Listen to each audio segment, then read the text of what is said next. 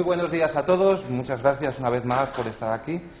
Y hoy es un día especialmente agradable para mí porque tengo aquí a mi lado, además de una muchacha enormemente guapa, a lo que fue una de los primeros estudiantes de Ingeniería de Materiales. Sonia López Esteban, pues pertenece a la primera promoción de Ingeniería de Materiales hace muchos años. Ella estudió físicas, primero a la Complutense, luego vino aquí con nosotros, fue una brillante estudiante y cuando terminó pues hizo el doctorado en el Instituto de Ciencia de Materiales de Madrid bajo la dirección del profesor Serafín Moya, seguro que conocéis porque es una autoridad mundial, no solamente española, en cerámicas, y luego pues ha dado unas cuantas vueltas por el mundo, estuvo en Japón un par de años, estuvo en California con Tony Townsend, estuvo en Bruselas y luego regresó por fin a España. Le hemos conseguido recuperar uno de estos jóvenes talentos que al final pues acaba aquí, ha acabado en un sitio muy bonito que es Asturias, en un centro nuevo que está, que los que conozcáis, el Instituto Nacional del Carbón, pues está justo al lado, y voy a leerlo porque el nombre no me acuerdo, es el Instituto Centro de Investigación en Nanomateriales y Nanotecnología. Y bueno, pues ella ha desarrollado toda su vida científica alrededor de las cerámicas y de eso nos va a hablar, de los últimos desarrollos, en concreto de unos nanoestructurados, como veis ahí, súper duros, es decir, que seguro que van a ser muy interesantes. Así que cuando quieras, y muchas gracias, de verdad, a los que sois más jóvenes, que estáis todavía terminando Ingeniería de Materiales o haciendo el máster, pues tenéis una vía y un ejemplo, un muy buen ejemplo para seguir en el futuro a aquellos que os guste la investigación y seguro que Sonia os va a encantar y es un buen exponente de todo ello. Así que cuando quieras, Sonia, muchas gracias. Vale, muchas gracias por la presentación. Quería dar las gracias a José Ignacio y a los organizadores de los seminarios por esta invitación, porque, bueno, como ha comentado José Ignacio, estoy aquí y, bueno, pues siempre es muy bonito volver a donde uno ha estado unos cuantos años trabajando. Como ha comentado, he estado siempre trabajando en el mundo de las cerámicas de altas prestaciones y en esta presentación voy a hablar de materiales nanoestructurados, cerámica, metal, superduros. La razón, bueno, en primer lugar voy a hablar de cuál es la estructura de la charla. En primer lugar voy a hablar de la razón por la que existe todavía la necesidad de estudiar este tipo de materiales que están en el mercado pero todavía necesitan investigación. Hablaré de los materiales cerámico-metal en el rango micrométrico, a continuación pasaré al rango nanométrico, a continuación materiales cerámica-metal semiconductor y por último unas conclusiones generales de este trabajo. La motivación de esta investigación es la siguiente. Existen materiales duros comerciales, como podemos ver en la imagen, son los que utilizamos hoy día para aplicaciones industriales, tales como herramientas, perforación en roca, pulido en piedra, molienda, afilado, etcétera, como podemos ver en las imágenes, abrasivos ultraduros, recubrimientos resistentes, etcétera. Son materiales para trabajar bajo condiciones extremas. Estos materiales existen en el mercado y están funcionando, pero la razón por la que necesitamos la investigación la contaré a continuación. Voy a clasificarlos en primer lugar. Según Holleck, en el año 1986 dividió estos tipos de materiales en tres grupos dependiendo de cuál era el enlace de estos materiales. En primer lugar, hablaba de los materiales duros iónicos. Los tenemos aquí, son cerámicas técnicas de altas prestaciones, como por ejemplo pueden ser la alúmina, la circona, óxido de titanio, óxido de berilio, etcétera. A continuación, clasificaba los materiales duros metálicos como los boruros, carburos y nitruros de metales de transición, como los que aparecen en la gráfica, como el titanio, el carburo de titanio, nitruro de titanio, carburo de titanio, boruro de titanio, etcétera. Y por último, los más duros, tal y como podemos ver en la gráfica de dureza Vickers frente al módulo de cizalladura, tenemos los materiales duros covalentes, que son los que vamos a llamar superduros a lo largo de la presentación. Son boruros, carburos y nitruros de elementos tales como aluminio, silicio, boro, etc. En este grupo se encuentran el diamante y el nitruro de boro cúbico, que son los más duros por naturaleza. Si representamos en concreto estos materiales en el triángulo boro, carbono, nitrógeno, estos materiales se encuentran en el triángulo que tenemos aquí señalado. Estos materiales son los más duros que están ahora mismo en el mercado, los más duros comerciales, tienen ciertas ventajas y tienen ciertos inconvenientes que es por lo que tenemos que seguir investigando en este tema. El diamante es el que presenta la mayor dureza, una dureza Vickers del orden de los 90 gigapascales. pero tiene muchos muy serios inconvenientes. Todos ellos están relacionados con el hecho de que no sirve para mecanizar aceros y materiales que contienen hierro o silicio, porque reacciona con ellos. Tiene una baja resistencia a la oxidación, es propenso a la grafitización a baja temperatura y por lo tanto no es apto para estos materiales, lo cual quita una gran parte del mercado. Y otra razón que hace que sea necesario encontrar un sustituto para él es que tiene muy alto precio. En las aplicaciones en las que no se puede utilizar el diamante, se utiliza el nitruro de boro cúbico. Tiene una dureza un poco más baja, entre 60 y 70 gigapascales, sí es apto para el mecanizado de materiales ferrosos, pero tiene serios inconvenientes, como son, por ejemplo, que se tiene que sintetizar en condiciones muy extremas de presión y temperatura. Ahí tenemos los rangos de temperatura que llegan a los 3.200 grados y de presión de 5 a 18 gigapascales. Su precio es por esta razón superior incluso al del diamante y existe dificultad para crecerlo en láminas gruesas. Por esta razón es por lo que necesitamos encontrar nuevos materiales alternativos a estos dos materiales.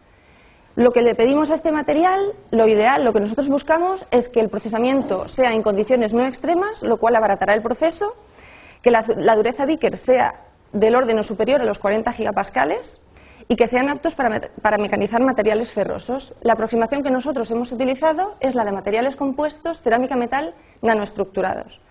Pero antes de llegar a estos nanoestructurados, hemos seguido un proceso de unos cuantos años hasta que hemos llegado a ese punto, empezando primero por los microestructurados que los voy a explicar en primer lugar. En general, los materiales compuestos cerámica-metal ya se están utilizando para muy diferentes tecnologías. A lo largo de la charla, a lo mejor voy a utilizar el concepto de CERMET, que viene de cerámica-metal, un material compuesto, en mi caso, de matriz cerámica, en el que hemos añadido partículas metálicas, lo cual quiere decir que la proporción de cerámica en el material es superior a la de cerámico, por lo tanto, a la de metal, por lo tanto el metal es la segunda fase. Vamos a hablar del diseño, procesamiento y caracterización de estos CERMETs para aplicaciones, en este caso, solo estructurales. Las tecnologías para las que están pensados estos materiales hoy día son tan diversas como las que aparecen en la transparencia, desde lámparas de alta intensidad, protección de vehículos espaciales, barreras térmicas, pilas de combustible, crisoles, etcétera. Pero nosotros nos vamos a centrar en estas últimas, en aplicaciones en condiciones extremas, aplicaciones en las que lo que importan son las propiedades mecánicas, no las propiedades funcionales. En este gráfico hemos representado, en el gráfico de la izquierda, materiales no metálicos y en el gráfico de la derecha, materiales metálicos, los valores de dureza Vickers frente a módulo de cizalladura. Como podéis ver, en este gráfico, la escala de 0 a 100, aquí podemos localizar la mayor parte de las cerámicas, mientras que los materiales metálicos, la escala va de 0 a 5, es decir, se encuentra en esta región tan pequeña, presentan una dureza muchísimo más baja que la de los cerámicos. A lo largo de la presentación vamos a hablar de cerámicas técnicas de altas prestaciones, como son la circona, el óxido de circonio y la alúmina, y como metales voy a hablar principalmente del níquel, aunque estamos estudiando otros metales de mayor dureza, en este caso solamente me voy a centrar en el níquel. Los materiales de los que voy a hablar, en los que hemos estado estudiando, son dentro del rango, dependiendo del tipo de procesamiento que hemos utilizado para obtener los compuestos, los materiales finales van a tener un tamaño de partícula metálica dentro del rango micro, como tenemos aquí arriba, entre 1 y 20 micras, o dentro del rango nanométrico por debajo de 50 nanómetros. Este tipo de procesamiento que da lugar a estos materiales compuestos con partículas metálicas en el rango micrométrico es el típico método de pulvimetalurgia en vía húmeda, que consiste simplemente en la mezcla directa de los dos polvos, el del polvo cerámico y el polvo metálico, en vía húmeda, que puede ser alcohol, agua. A continuación, una molienda en húmeda para que la suspensión sea homogénea, secado y tamizado de este polvo, prensado y sinterización en atmósfera reductora para que no se oxide el metal que hemos puesto en el compuesto. Otro método sería el colaje a vacío con sinterización. Y en el caso de rango nanométrico, como explicaré más tarde con detalle, no podemos obtener nanopartículas simplemente por la mezcla de materiales pulverulentos, aunque estos sean nanométricos, sino que tenemos que partir de unas sales del metal, de un nitrato de níquel en este caso, seguido de un secado rápido, que es la clave del proceso, pero bueno, ya lo explicaré. Con estos tipos de procesamiento podemos obtener tanto materiales homogéneos como FGMs, tal y como he puesto aquí, que son materiales con función gradiente, en los cuales la composición, la proporción de cerámica y de metal va variando a lo largo de la muestra. En nuestro caso nos centraremos solamente en los homogéneos. Estos son todos los materiales en los que hemos estado trabajando: circona níquel, titanato de bario níquel, circona monoclínica níquel, circona acero, espinela wolframio, ferrita zircona, etc. En caso del rango nanométrico hemos trabajado con circona níquel, alumina wolframio, espinela wolframio. En cuanto a la caracterización microestructural, normalmente hemos utilizado microscopía óptica y electrónica de barrido de transmisión. Siempre hay que hacer un análisis de composición por difracción de rayos X. En la caracterización mecánica, normalmente hemos medido tenacidad, dureza, tracción, fatiga, flexión, desgaste, resistencia a alta temperatura, etc. Y en cuanto a eléctrica, algo de lo que no voy a hablar en esta charla, normalmente hemos hablado de la constante dieléctrica. He señalado en rojo los materiales de los que vamos a hablar en esta charla: circona níquel en los dos casos, micro y nano, que será al que le hagamos todo el estudio completo, y alumina níquel. Pasamos ya a hablar entonces del primer bloque de materiales cerámica metal microestructurados. En este caso, como he comentado, vamos a partir de una circona tetragonal estabilizada con 3% molar de ytria, que es una cerámica técnica de altas prestaciones, que tiene muy alta resistencia a la flexión, una buena tenacidad, alta dureza y resistencia a desgaste, corrosión, etc. Y hemos utilizado el níquel para crear estos materiales compuestos porque no podemos elegir un metal al azar, sino que tiene que cumplir ciertas condiciones de compatibilidad para que al final tengamos unas buenas propiedades mecánicas. En este caso, el módulo de Young y la constante, la alfa sub T de la circona y del níquel son similares, lo cual va a evitar tensiones en el material una vez sinterizado. La temperatura de fusión del níquel es superior a la temperatura de sinterización de la circona, por lo tanto podemos calentar suficientemente el material para llegar a una consistencia suficiente y no existen productos de reacción entre ellos, con lo cual nos evitamos un problema. El procesamiento, tal y como he comentado, es la mezcla directa de polvo cerámico y polvo de metal. A la hora de la preparación de las suspensiones utilizamos un defloculante para facilitar la dispersión de la suspensión. A continuación, molienda en húmeda, secado y tamizado, prensado. En este caso hemos utilizado prensado isostático en frío. Y por último, sinterización. El resultado, como podéis ver, es una microestructura homogénea. Está el níquel, que es la fase blanca, la fase más brillante, está homogéneamente repartido en la matriz cerámica, ¿no?, que es la parte oscura. Utilizamos muestras en un rango muy amplio, de 0 a 40% en volumen de níquel, con un paso muy corto, es decir, barrimos el espectro con muchísimas muestras y en todos los casos el método funcionaba y daba muestras homogéneas. En cuanto a las propiedades, medimos las propiedades de desgaste utilizando en el método de pin-on-disc, utilizando una muestra de nuestro material colocado sobre un disco de acero y viendo cuál era la huella que al cabo de unas determinadas vueltas esa muestra nuestra hacía sobre el disco. Aquí tenemos dos huellas. Esta es la huella del compuesto cerámica-metal, que como podéis ver es una huella de 5,2 micras, y esta es la huella que hizo la cerámica pura, la circona pura. O sea, en conclusión, el desgaste que produce la cerámica es mucho mayor del desgaste que produjo nuestro material compuesto, lo cual hace pensar, bueno, una vez cuantificado este dato, disminuye un 35% el desgaste de un componente de acero, lo cual hace pensar que este material puede ser bueno para sistemas mecánicos con partes deslizantes que están en contacto, porque el desgaste es mucho más bajo. Esto mismo se refleja en estas gráficas. Medimos el desgaste de la circona frente al níquel y en los dos casos es mucho más favorable el material compuesto. En cuanto a la caracterización mecánica, medimos la tenacidad, K1C, y la dureza Vickers. Medimos el rango, medimos en todo el intervalo de 0 a 40, aquí están los datos más significativos. Como se puede ver, la tenacidad cae drásticamente desde la circona pura, que es del orden de 5 megapascales rey de metro, a 20, 30 y 40% en volumen de níquel cae drásticamente. Es decir, las propiedades mecánicas se empeoran al añadir, cada vez que se añade más níquel a la circona. En cuanto a la dureza, ocurre lo mismo. Bueno, esto era de prever porque la dureza del metal siempre es más baja que la dureza de la cerámica. Y aquí tenemos cuál fue el resultado.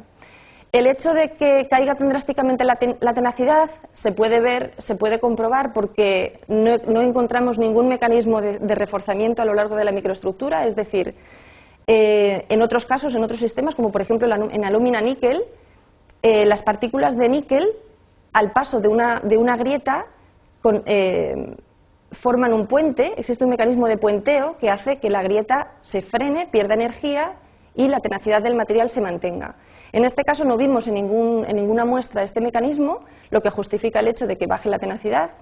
Tampoco existía el mecanismo de reforzamiento de la circona por transformación martensítica, lo cual tampoco contribuyó a que la tenacidad se mantuviese. Y entonces, en conclusión, la adición de níquel lo que hace es fragilizar la interfase. Es decir, cuanto más níquel añadimos al material compuesto, cuanto mayor proporción en níquel tiene el Fermet, peores son las propiedades mecánicas. Esta micrografía de SEM, de microscopía electrónica de barrido, en realidad no le hace mucha justicia al material. El material no era bueno, pero aún así esta micrografía fue tomada sobre un material al que le habíamos hecho un tratamiento térmico, por lo tanto el borde de grano está muchísimo más resaltado y estos huecos no se veían en las muestras recién sinterizadas, pero aún así da cuenta de que existe una porosidad muy grande en estos materiales, entre un 5 y un 7%, que tampoco favorecía el hecho de que las propiedades mecánicas se mantuviesen, porque la porosidad son defectos al fin y al cabo. Bueno, en colaboración con un grupo del Instituto de Ciencia de Materiales de Madrid, con un grupo de físicos, un grupo de teóricos, hicimos un estudio de esta interfase para intentar justificar por qué las propiedades eran tan malas y hicieron unos cálculos ab initio de estas interfases con el Siesta y llegaron a la conclusión, llegaron a medir cuál era el trabajo de adhesión de ciertas interfases en estos materiales. En el caso de circona-níquel, tomaron varios pares de interfases como la 100100, 110100, etc. y vieron que estaban del orden de los 5.700, 1.000 y pico, 1.000 milijulios por metro cuadrado, cuando comparado con otros sistemas, como por ejemplo la circona-circona, alumina-niobio o níquel-níquel, estaban muchísimo más altas, del orden de 10.000 o de 1.800, 6.000, etc. Estos trabajos de adhesión tan bajos justifican el hecho de que no existiera refuerzo en esta interfase, que esta interfase fuese tan débil y por lo tanto las propiedades mecánicas tan bajas. Una vez estudiados estos sistemas micrométricos, pasamos a estudiar los sistemas nanoestructurados. En este caso, lo que pretendíamos era obtener nanopartículas metálicas sobre partículas cerámicas, adheridas a las partículas cerámicas. Los problemas que tienen las nanopartículas aisladas, los tenemos aquí, es en primer lugar la preparación, la manipulación por su tamaño, se aglomeran, es muy difícil controlar la dispersión de estas y como consecuencia, unido a todo esto, existen problemas de salud a la hora de manipularlos. Nosotros lo que queríamos con este diseño era evitar la mayor parte de estos problemas. El hecho de que las nanopartículas metálicas estén adheridas a la circona impide que se aglomeren, hace que sea más fácil manipularlas. No hay problemas de salud porque el tamaño de las partículas de cerámicas serán submicrométricas, mucho mayores del rango nanométrico, y por lo tanto evitamos muchos de los problemas que tiene manejar nanopartículas aisladas. El objetivo, por tanto, de este bloque de trabajo era crecer nanopartículas metálicas libres, dispersas, homogéneamente dispersas sobre la superficie de la cerámica, dentro de matrices, libres de dislocaciones, además, dentro de matrices rígidas y duras como podía ser el cerámico. Controlar la dispersión de forma y de tamaño y, por último, evitar la aglomeración durante la sinterización. El método de procesamiento que seguimos fue el método de la ruta de las sales metálicas, que consiste en precipitar una solución de la sal metálica, de la sal del metal que nosotros hayamos elegido, seguida por su descomposición térmica a gran velocidad sobre las partículas de la matriz. Para ello, en lugar de mezclar directamente el polvo de cerámica y el polvo de níquel, como hicimos en el caso anterior, lo que hacemos es preparar una suspensión de etanol en la que mezclamos las partículas cerámicas, esto sí, como en el método anterior, con el polvo de nitrato de níquel, en este caso. Después de una molienda, que es un paso que siempre hay que hacer para obtener una suspensión homogénea, el punto clave está aquí, en el secado rápido. Se trata de, con una lámpara halógena, que aquí no se puede ver, pero bueno, aquí podemos ver, esta sería la lámpara halógena para aumentar la velocidad de secado. Lo que se hace es secar en segundos toda la suspensión para que las partículas de nitrato queden adheridas a la superficie de la cerámica. A continuación, lo que hay que hacer es calcinar, con lo cual el nitrato pasa a ser óxido, en este caso óxido de níquel. Nosotros lo hicimos a 400 grados centígrados 2 horas. se tamiza este polvo y por último se reduce en atmósfera de hidrógeno o de argón-hidrógeno, 500 grados 2 horas en este caso, y este óxido de níquel pasa a ser níquel metálico. Entonces ya tenemos el cerámico metal. Las condiciones en las que estamos procesando este material son muchísimo más moderadas de las condiciones que hemos comentado para obtener carburos, nitruros, boruros, etc. No hay que subir a las presiones y a las temperaturas que se necesitan para obtener esos otros materiales, lo cual garantiza la reducción de los costes de producción de estos materiales.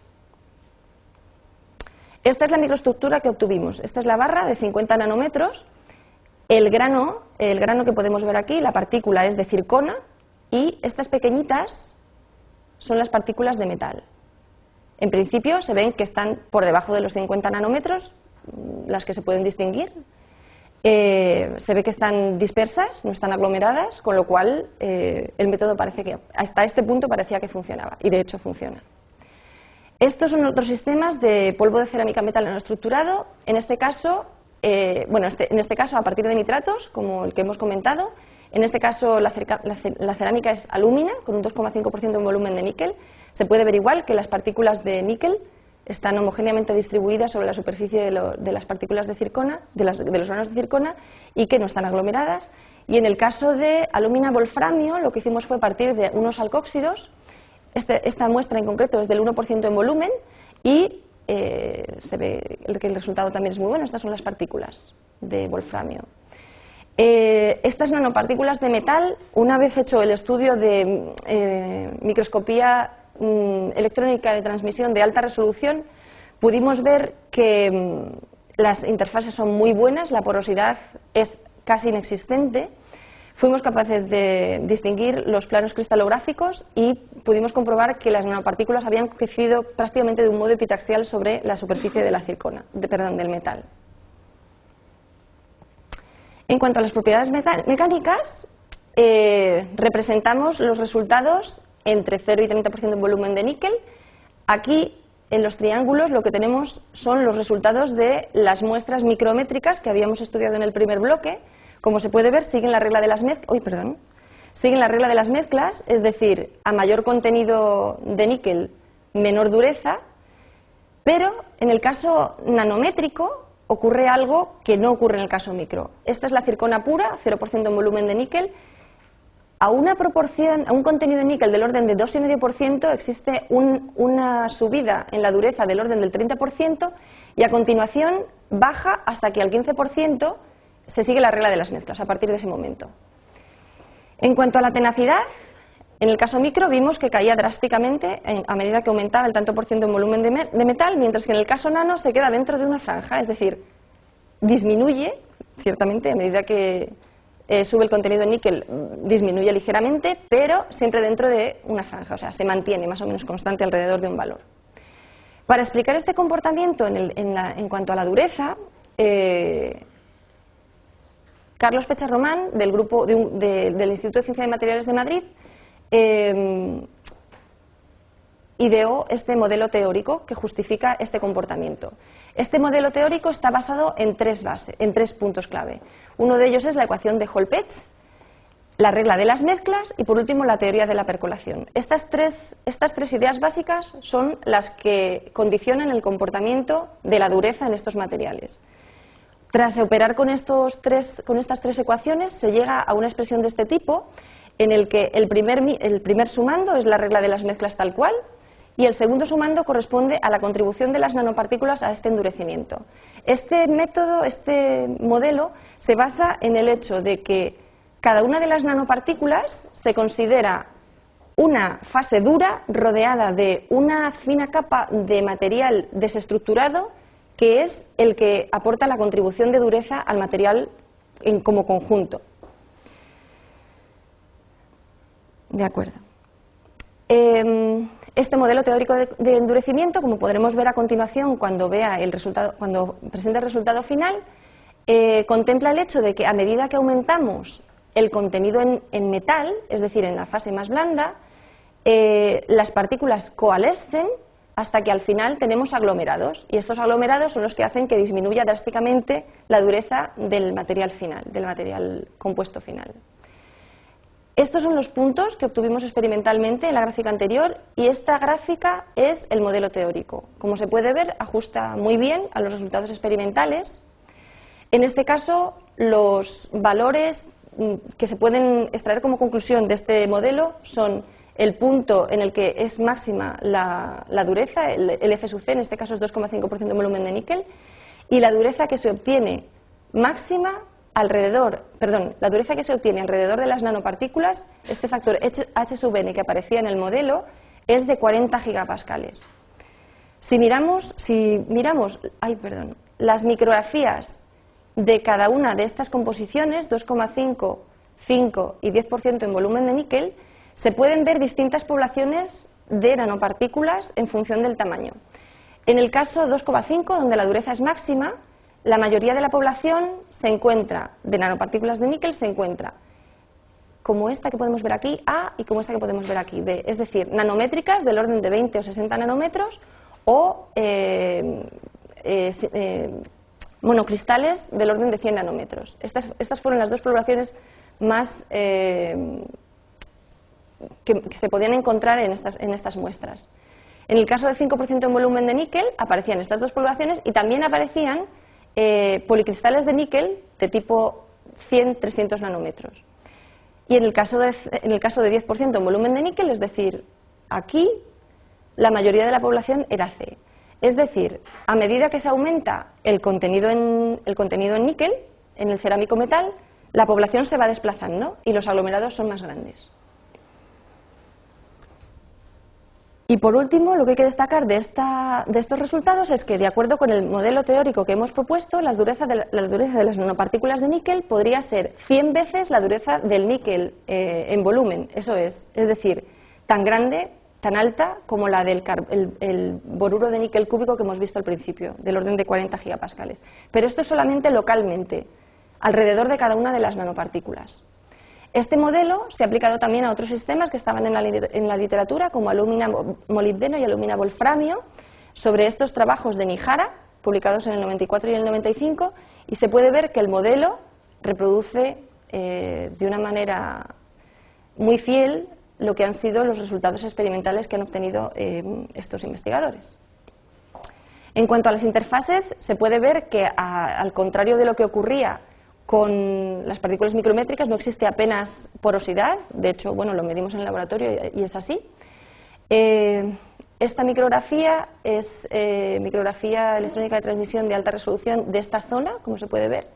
Esta interfase es esta interfase. Y el hecho de tener mejores interfaces también justifica que haya que los materiales tengan mejores propiedades mecánicas. He puesto aquí la micrografía de micro para comparar un poco la diferencia tan abismal que hay de unos materiales a otros. En cuanto a este tipo de compuestos, los materiales compuestos nanoestructurados, existe en la literatura multitud de modelos. Nosotros nos hemos centrado en este tipo inter, en el que tenemos aquí las partículas los granos de matriz cerámica, que aportan rigidez y dureza al material, y las nanopartículas de metal sobre la superficie de esta. Este sería el caso que responde mejor a nuestros materiales. Los mecanismos que justifican las buenas propiedades que se han encontrado en estos materiales, pues pueden ser la supresión de las dislocaciones en las partículas de níquel, de metal, porque debido al pequeño tamaño de las nanopartículas. Existe un efecto de supermódulo en las nanopartículas debido a la compresión por la fina capa amorfa que tiene alrededor cada una de estas partículas, tal y como hemos comentado en el modelo. Y por último, existe una fuerte interacción entre la interfase de la nanopartícula metálica y la matriz que la rodea. Todo esto lleva a la conclusión de que es crucial el control de los parámetros microestructurales de este compuesto. Hasta este momento habíamos sintetizado las nanopartículas en un horno convencional. Quiero decir, las nanopartículas, no, los materiales compuestos, pero recientemente pudimos adquirir un Spark Plasma Sintering, un SPS, con lo cual, a partir de este momento, lo que hicimos fue sintetizar las nanopartículas en estas condiciones que favorecían mucho más el requisito de evitar la aglomeración de las nanopartículas por la rapidez con la que se sinterizan los materiales. Supongo que estáis familiarizados con este sistema. Consiste básicamente en un pulso de corriente que atraviesa la muestra pulverulenta que se colocaría aquí entre dos pistones, y en cuestión de 5 minutos, normalmente nosotros aplicamos unas tensiones del orden de 80 a 100 megapascales, la muestra está sinterizada. Para el sistema alumina-níquel ya fue este el sistema que utilizamos. Las condiciones fueron 1150 grados centígrados durante 5 minutos, 100 megapascales. Utilizamos muestras en un rango de 0 a 16% en volumen de níquel. Aquí tenemos unas cuantas muestras tal y como las sinterizamos. Y aquí representamos los resultados de dureza frente al contenido en níquel. Si el objetivo final del trabajo era encontrar materiales superduros, lo lógico, a partir del sistema de zircona-níquel, fue pasar a un sistema en el que la cerámica ya tenía mayor dureza de partida. En este caso, 22 gigapascales, la alúmina pura. Bueno, pues como se puede ver, el sistema también, los resultados también siguen el modelo del que estábamos hablando. La microestructura también es homogénea. Estos granos son los granos de níquel en posiciones intergranulares dentro de la alúmina. Y si recordamos de nuevo cuál era el modelo teórico del que estábamos hablando, el modelo teórico de la dureza, en este caso los parámetros, el parámetro H sub n, el parámetro correspondiente a la dureza de la nanopartícula metálica rodeada de esta capa amorfa, corresponde a un valor tan alto como 94 gigapascales, cuando la dureza del material diamante sintético está en un rango de 81 más menos 20 gigapascales, es decir, está dentro del rango. ¿Esto qué quiere decir? Que localmente, alrededor de cada una de las nanopartículas, tenemos como pequeños diamantes que realmente tienen una dureza similar a la que tiene el diamante sintético. Una vez que hemos llegado a este punto de lograr durezas altas, lo que queremos es aplicar estos materiales a una aplicación en concreto, y para eso nos sirve con que tengamos una propiedad optimizada si las otras nos están fallando. Tenemos que tener en cuenta, por ejemplo, para el caso de aplicaciones para herramientas, para aplicaciones extremas, pues puede ser que tengamos que tener un mínimo de tenacidad determinada, o una resistencia al choque térmico, una estabilidad química, una conductividad eléctrica, resistencia al desgaste, dureza, resistencia a la compresión, etc. Por lo tanto, a nuestros materiales, aparte de estudiar la dureza, para completar el estudio, también estudiamos otro tipo de propiedades. En el caso de la alúmina-níquel, estudiamos la tenacidad y vemos que, como el caso de la zircona-níquel, también se queda dentro de una banda. Es decir, esto es una buena noticia, no cae drásticamente como ocurría en el caso de los materiales micrométricos de zircona-níquel, sino que se mantiene alrededor, en este caso, de un 3,5 megapascales raíz de metro. La resistencia a la flexión, en 3 puntos, también la medimos. En el caso de la alúmina pura, está del orden de los 440 megapascales, con 2,5% en volumen de níquel, que era el compuesto que ofrecía mayor dureza, sube a 516, lo cual también es una buena noticia. Y lo comparamos con herramientas comerciales que están actualmente en el mercado. Comparamos la alúmina nanoníquel con 2,5% en volumen de níquel, lo comparamos con herramientas que está comercializando Kyocera. En este caso, las herramientas con las que lo comparamos, tenemos aquí las especificaciones, KBN 510 y KBN 525, con un cierto contenido en carburo de titanio y en nitruro de titanio.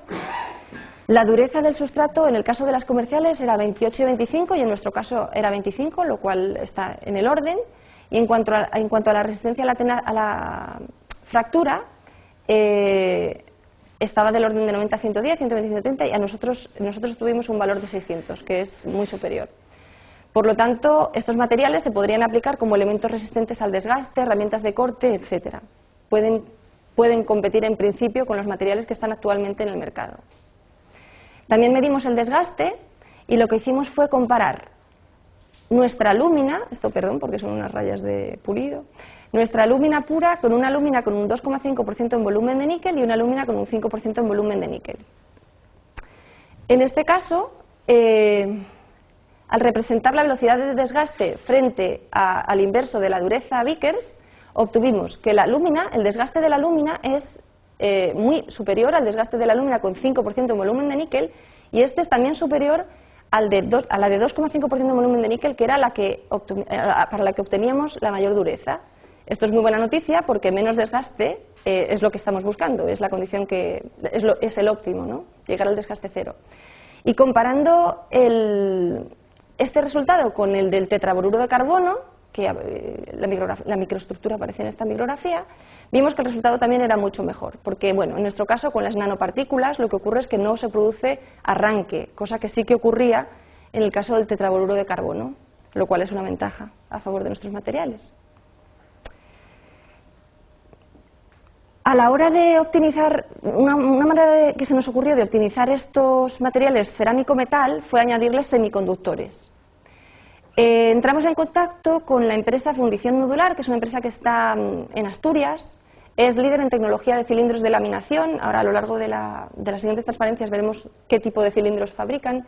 Tiene una capacidad de producción de 15.000 toneladas al año, es una empresa importante, con exportación a todas partes del mundo, Sudamérica, Estados Unidos, Canadá, Europa del Este, Oriente Medio, Sudeste Asiático, etcétera, África. Y en lo que consiste el trabajo que desempeñan en esta empresa es en la fabricación de este tipo de cilindros. El primer paso es el moldeo, en una colada estática de acero, tenemos en esta fotografía. A continuación pasa a fusión y colada, a continuación ciertos tratamientos térmicos en función de cuál sea el tipo de aplicación para la que se va a aplicar el cilindro. Y por último, se procede al mecanizado del cilindro. Nosotros, donde entramos en escena, es en este paso, en el paso del mecanizado. Ellos tienen muchísimos problemas porque con estas capacidades de producción de las que he hablado, resulta que las herramientas que utilizan para el mecanizado se les rompen muy rápidamente. Esto es en concreto lo que hacen en el proceso de mecanizado. Esto es uno de los cilindros, aquí están, sufre varios procesos de mecanizado, de más vasto a más fino. Aquí es donde se encuentran en concreto las herramientas de las que estamos hablando. Aquí está trabajando y aquí las vemos un poco más en detalle. Cada una de estas herramientas es lo que les está suponiendo este problema en fundición nodular. Estos son, las herramientas que ellos compran son de muy diversos proveedores, pero en concreto estas son de Kenametal, una de las que ellos utilizan. El problema que tienen es que las muestras que ellos nos suministraron a nosotros y con lo que empezó nuestra colaboración fue porque les ocurría esto. El precio de cada uno de estas herramientas está en el rango de 50 a 100 euros. Gastan 1,2 millones de euros por año en reemplazar cada uno de los insertos que les fallan en el uso, y lo que querían era una alternativa, a ver si nosotros con nuestros materiales podíamos encontrar una solución. La dureza de esos materiales era muy alta, son materiales de una dureza que en principio no plantea ningún problema. En la mayoría de los casos el problema era la tenacidad. Entonces teníamos que encontrar una alternativa, un equilibrio entre dureza y tenacidad. Entonces se nos ocurrió probar con diversos materiales y en principio nos habían dado tan buenos resultados los materiales que he presentado hasta ahora que bueno, quisimos probar. Pero probar añadiéndoles un carburo de titanio, en fin, en principio nosotros probamos con estos, pero se les podían añadir nitruro de titanio, carburo de silicio, nitruro de silicio, etcétera. Los resultados que nosotros obtuvimos en el laboratorio fueron satisfactorios porque, en cuanto a la dureza, nuestro material comparado con SH2, que es una de las herramientas comerciales que ellos utilizaban, o con la alúmina pura, era superior, 25,6 gigapascales, superior a los 20 que tenían las comerciales o la alúmina pura. La tenacidad era del orden, 3,9 tenía la herramienta comercial, aquí tenemos las microestructuras. 3,7 tenía la nuestra, y en cuanto a resistencia a la fractura, la nuestra era bastante superior. Esta no fuimos capaces de medirla porque no nos lo permitía la geometría de la muestra. No fue posible, con los equipos de los que nosotros disponíamos no pudimos medirla. Pero bueno, respecto a la alúmina pura era bastante superior. Y en cuanto al desgaste, vimos que la alúmina pura sinterizada por SPS tenía un desgaste del orden de 10 elevado a menos 6, mientras que una de las herramientas que nos facilitaron en la empresa era bastante más baja, la alúmina sinterizada en otras condiciones por SPS también más baja, Esta era la alúmina que nosotros íbamos a utilizar, el compuesto alúmina níquel carburo de titanio, 2 órdenes de magnitud más baja que la alúmina pura y también más baja que la herramienta comercial. Por lo tanto, también era favorable. Por último, lo que le pedíamos a nuestros materiales es que sean mecanizables por EDM, es decir, mecanizado por descarga eléctrica. Esto, en el caso de herramientas y para cualquier aplicación es una ventaja añadida porque nos permite mecanizar herramientas con perfiles muy complicados y con una precisión muy alta.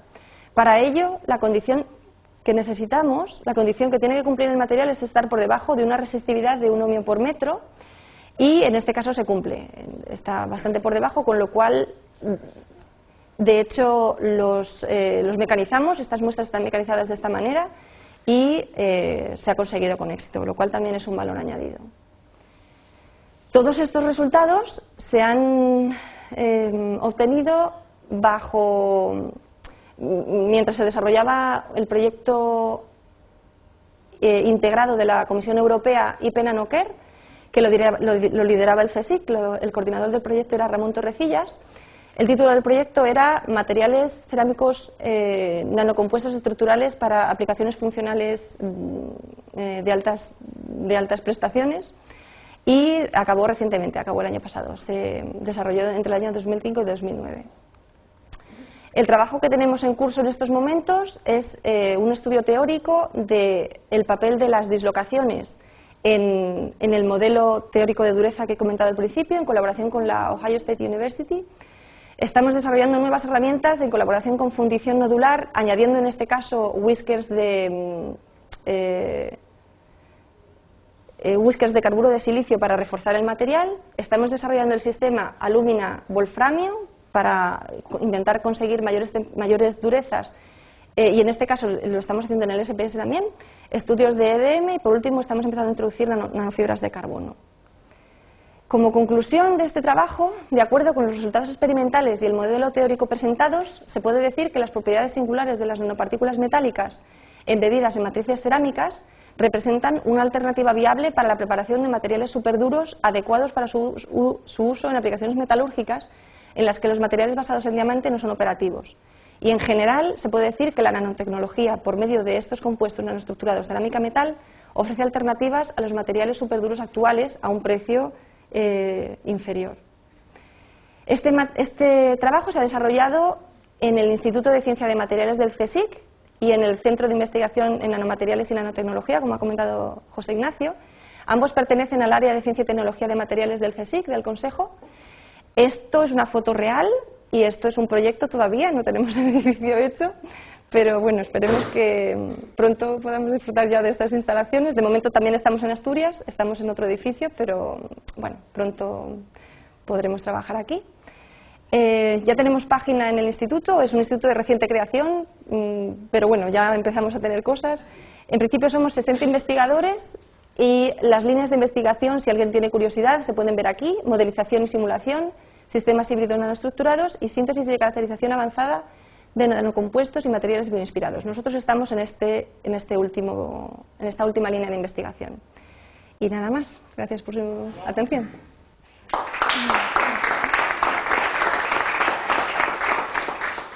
Muchísimas gracias, Sonia, por esta charla tan interesante y os animo a participar y preguntar cuantas dudas o cuestiones hayan podido surgir durante la charla. Sí. A mí me gustaría, en la fase que has presentado ahí del mecanizado de cilindros de laminación, si ya está en fase de prueba o desarrollo en la parte de recubrimiento o de las nuevas herramientas como alternativa a las actuales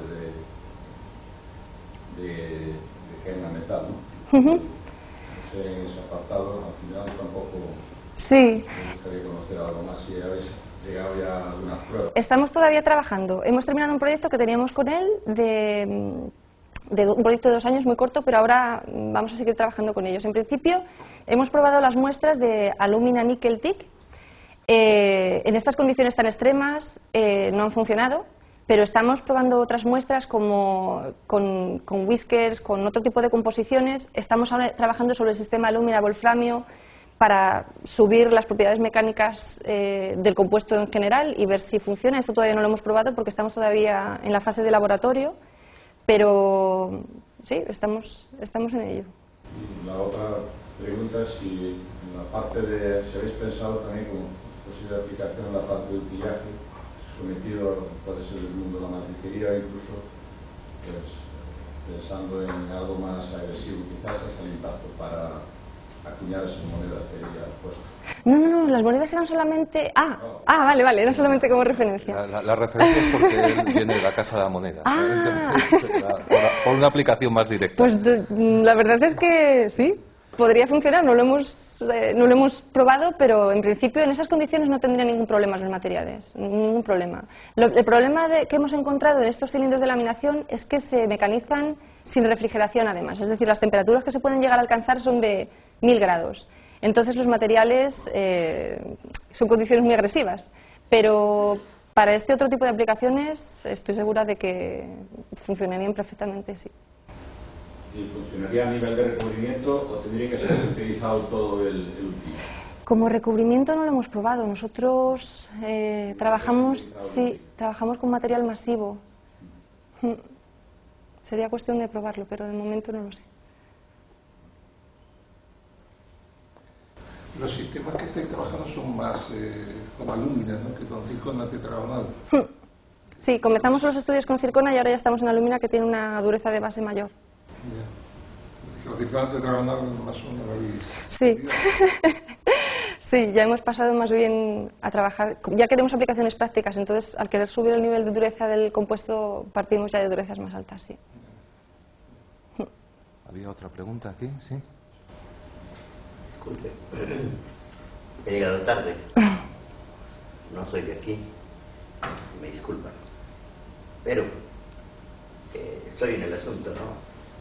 Entonces, cuando usted habla de nanopartículas, y seguramente va a utilizar, o utiliza, no entendí bien, los nanohilos, ¿esos usted los genera dentro de su proceso? ¿O hay otro proyecto o otro sistema que le da las nanopartículas, los nanohilos y todas esas cosas similares? No, nanohilos no he mencionado para nada de nanohilos. Usted mencionó al final lo último que pensaba hacer. Introducción de las fibras. Bueno, sí, se trata de... Bueno, tal vez no sé la palabra correcta, pero no está... Sí, las fibras de carbono, sí. Por eso hablaba de los nanohilos o nanofibras. Sí. Entonces, esto sale dentro del proceso que usted ya tiene implementado, o usted tiene que añadirlas, conseguir por otros medios, etcétera, las nanopartículas y las nanofibras. Bueno, en principio es algo que es una investigación que vamos a comenzar y que está muy al principio. No sabemos muy bien cuál va a ser el resultado, pero en principio las vamos a añadir, no las vamos a generar dentro del material, como hemos generado las nanopartículas metálicas. ¿Se refiere a que se lo vaya a fabricar vosotros también las nanopartículas? No, las nanofibras. Las nanopartículas. Las nanopartículas nosotros las generamos dentro, tal y como he explicado. Eso, claro. Las nanopartículas sí, a partir de las sales. Claro. Pero esas serían únicamente válidas para su proceso. Es que no entiendo la pregunta. Sí, porque lo que está preguntando es si eres capaz de generar, o es lo que entiendo, las nanopartículas independientemente de todo el proceso, o solamente se generan, como has explicado, en el proceso de producción del material masivo. Tal y como nosotros, efectivamente, solamente a lo largo del proceso con una base de matriz cerámica. Somos capaces de generar estas nanopartículas no solas, porque ya es bien sabido que hay muchísimos problemas de aglomeración, de manipulación, etcétera, sino sobre la circona. Sí, sobre la alúmina, sobre la cerámica. Gracias. ¿Alguna otra pregunta? ¿No? Bueno, pues lo dejamos aquí, está a vuestra disposición porque va a estar un rato esta mañana aquí con nosotros, o sea que cualquier cuestión la podéis abordar porque además de explicarlo muy bien, es encantadora, os va a responder. Muchas gracias, Sonia, muchas gracias a todos. Gracias.